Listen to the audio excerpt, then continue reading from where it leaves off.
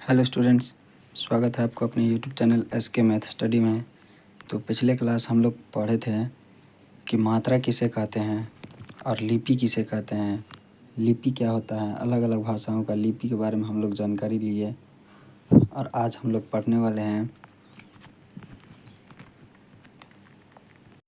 उच्चारण स्थान किसे कहते हैं, उच्चारण स्थान कितने हैं, अनुतान क्या है, नासिक के वर्ण क्या है, कितने हैं, इसके बारे में पढ़ने वाले हैं। तो चलिए पढ़ते हैं पहला टॉपिक।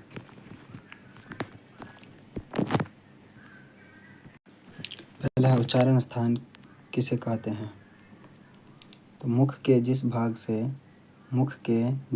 से वर्ण का उच्चारण किया जाता है वह भाग वर्ण का उच्चारण स्थान कहलाता है। मुख के जो भाग होता है, जिस भाग से वर्ण का कोई भी वर्ण हम बोलते हैं उसका उच्चारण किया जाता है, वह भाग वर्ण का क्या कहलाता है, उच्चारण स्थान कहलाता है। ठीक है। जैसे हम कुछ भी बोलते हैं, जैसे क बोले तो कंठ से बुलाएगा, अ बोले तो कंठ से बुलाएगा, च बोलेंगे तो च का उच्चारण स्थान तालु से होता है।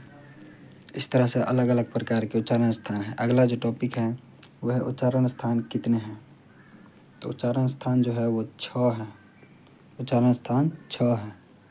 पहला कंठ, तालु, मूर्धा, दंत, ओष्ठ और नासिका।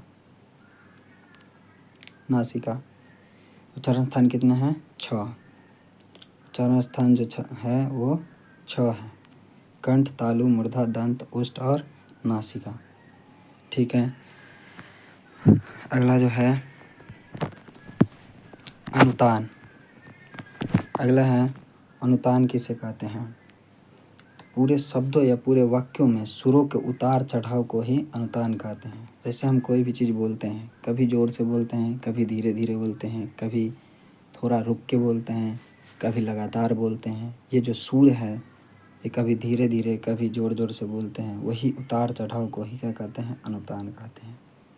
ठीक है। अगला जो है नासिक के वर्ण कितने हैं। तो नासिक के वर्ण याद रखिएगा 5। नासिक के वर्ण कितने हैं? 5। प्रत्येक स्पर्श व्यंजन का 5वां जो अक्षर होता है वही नासिक के वर्ण कहलाता है। जैसे अंग है य, न और म। इसको पंचमाक्षर भी कहते हैं।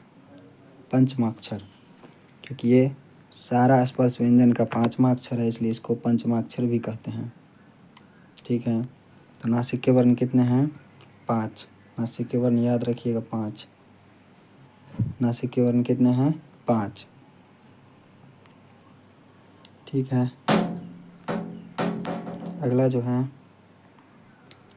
अगला है नासिक के वर्ण किसे कहते हैं। नासिक के वर्ण किसे कहते हैं, देखिए जिन वर्णों का उच्चारण करते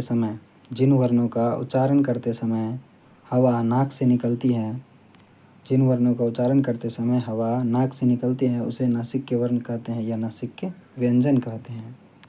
ठीक है। जैसे अंग, य, न और म।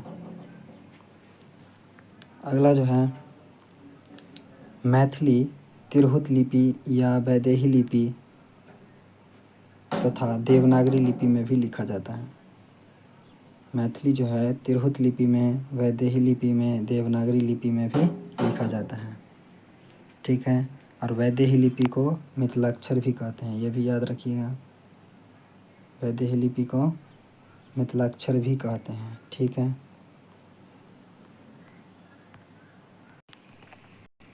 तो चलिए आज का क्लास यहीं पे समाप्त करते हैं। अगला जो टॉपिक पढ़ने वाले हैं हम लोग अल्पप्राण, महाप्राण, घोष और अघोष।